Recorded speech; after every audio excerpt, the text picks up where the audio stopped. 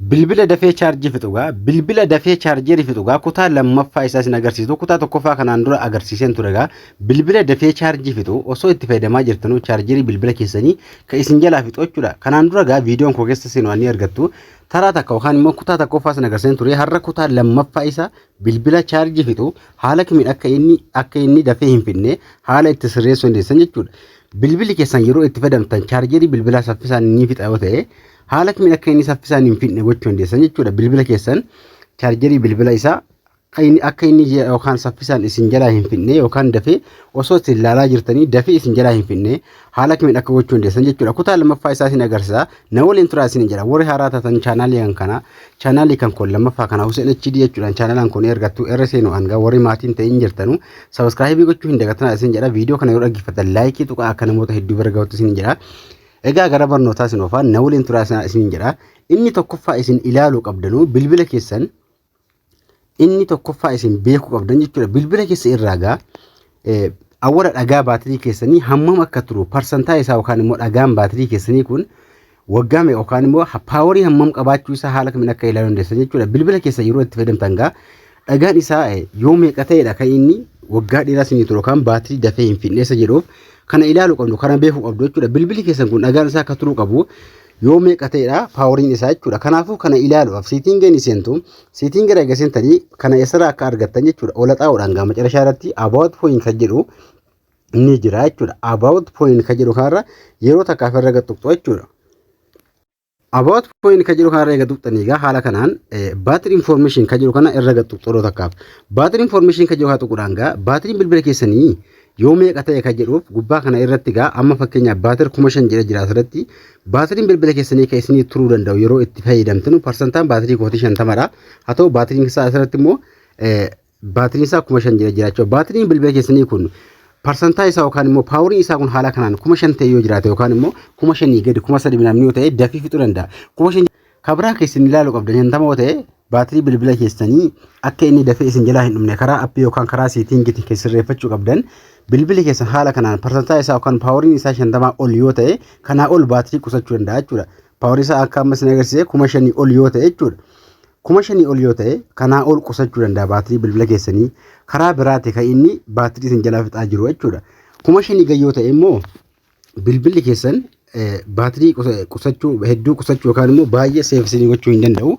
Kanaafuu hamma karaa siitingii yookaan karaa appilikeeshinaatiin karaa kamiin kan isin qusachuu dandeessan akka inni chaarjii hin fixne isa jedhu inni tokkoffaa isin agarsiisu gaa awwala kana irra siitingii dhumarraa connection kan jedhu seenuudhaan connection irra eega seentanii haala kanaan moobii connection siitingii bakka jiru tuquudhaan gaa asirratti gaa device signing bakka jedhu kana gaa never asirraan yoo onii ta'e jiraate gabaabumatti ofii gotu ganjallaa kana tuquudhaan gaa isaa gadis asirrattis illee difficult pert service bakka jiru kanas ofii gochuu dandeessu jechuudha. Kana lacheen kana gaa yoo ofii gotan baatirii bilbila keessanii saffisaa yoo dhumaaraate warra akka isin agarsiisu gaa bilbila keessa irraa asumarraa siitingii irraa device kira kan yoo harraa osoo hin bahin asirraa jechuudha.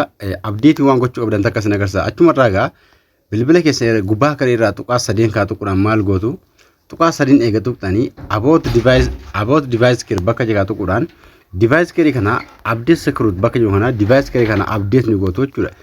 Device kiri kana yeroo irra tuqxan gaa haala kanaan update isin gaafata waan ta'eef irra tuquudhaan update haala kanaan isin baasa jechuudha. Haala kanaan update ni gootu hanga inni fixatu irra tuquudhaan bakka kana update gootu fakkeenyaaf hankoota update na gaafataa jira asirraa update gochuu dandeessu jechuudha. Kabraa karaa isin itti gochuu dandeessan bilbila keessan irraa gaa gaalaar store kan jedhu kana diimaa kana tuquudhaan appii kana update yoo gootan baatirii bilbila keessanii akka inni hin dhumne kan isinii eegudha jechuudha. Appii kana tuquudhaan eega irra tuqxanii ganjallaa kana meenuu kan jiru ni jira. Ganjallaa kana harka mirgaatti meenuu tuquudhaan gaa update kan jedha kana appii 26 keessa jira hamma appilikeeshinii akkasii jandaalle isaa update ni gootu jechuudha. Anga appilikeeshinii indaalee isaa asirra jiru kana amma fakkeenyaaf kan koo asirratti daataa yookaan immoo bilbila kan koo yoo wifi fayyadamaatti asumatti update gootu yoo daatatti asumatti update gochuu dandeessu jechuudha. Kanaafuu haala kanaan achirra tuquudhaan bilbila keessan haala biraa inni guddaa isin ofirraa eeguu qabdan jechuudha. Inni kabraa inni isin baay'ee barbaachisaa ta'e kan bilbila keessan ho'isuu fi akkasuma kan chaarjii fixu kan ofirraa isin cufuu qabdan kabraa jechuudha. Bilbila keessan irraa olee kana ola xaa'uudhaan gaa lookishin kan jedhu ni barbaaddattu jechuudha. Irraa olee kana ola xaa'uudhaan suuta ittiinuma yookaan immoo gada xaa'uudhaan lookishin kan jedhu asirratti lookishin kan jedha kana irra gattuqtu achirra gattuquudhaan gaa yeroo isin lookishin tuqxan gaa haala kanaa isin baasa. Lookishin kun oonii ta'us rakkoo hin qabu kuni kana on gochuu dandeessu. Ammoo asirratti app information fi location service kan jedhu ganjallaa kana tuquudhaan ganjallaa kana dhufuudhaan gaa wifi signing onii ta'ee yoo jiraate ofii gootu akkasuma bluetooth signing kan jedhu kunis yoo diqqata haala kanaan ofii ta'ee hin jiraanne of gochuu qabdu jechuudha. Bilbila keessan ho'isu jechuudha. Kana yeroo itti fayyadamtanu bilbila keessan baatirii dudduuba kan keessan ka baatirii fixuu danda'u jechuudha kun. Kabira bilbila keessan chaarjii kan fixuu danda'u kaan immoo kaalamman ofii ofirraa gochuu qabdu jechuudha. Kabira kanaan dura akka isin agarsiisee ture egaa kan isin agarsiisu tokko jira. Hamma kanaan dura takka illee isin agarsiisee ture. Ammas immoo bilbila keessan baatirii inda device kan yookaan tuquudhaan wantoota isin baatirii keessan kan isin jalaa hin fixne kan gochuu danda'an jechuudha. Asirratti kan isin agarsiisee ture kanaan dura isin agarsiisee ture baatirii kana tuquudhaan gaa power save kan jedhu kana onii gochuu qabdu jechuudha. Power saving kun faayidaa guddaa qaba. Dhagaa baatirii keessanii kan isin qusatu ta'a jechuudha. Power save kan jedhu kana irra gattuqxu yeroo takka onii gochuudhaan yeroo on gootanii kaatan irra gattuqxu jechuudha. Yeroo irra gattuqxan ganjallaa kaa dhufuudhaan gaa haala kanaan yeroo isin ganjallaa kaa dhuftan fakkeenyaaf asirratti yoon kana of godhee ganjallaa kaa naa ifaa jechuudha. Kanneen kun yeroo dhaqee parsantaa 70 gahee bilbila kan keessan baay'ee kan qusatudha. 70 olitti akka chaarjiin humnaan yookaan immoo haayiliidhaan bilbila kan keessan chaarjii fudhatee 70 ol dabarsa. Yeroo 70 gahee bakka akka seera isaatti dhibbarra yoo darfatee bilbila keessan miidhuu danda'a. Akkasuma kanaafuu gad immoo osoo itti fayyadamtanu yoo dhumate parsantaa 10 yeroo gahu chaarjii irra kaa'uu qabdu jechuudha. Parsantaa 10 chaarjii irra kaa'uu qabdu. 70 yeroo gahee ol dabarfate irraa fuchuu qabdu itti fayyadamuu qabdu jechuudha. Bilbila keessan gaa kan haala kanaan onii ni gootu ka gubbaa kana irraa yoo onii gootan haala kanaan baay'ee bareeda.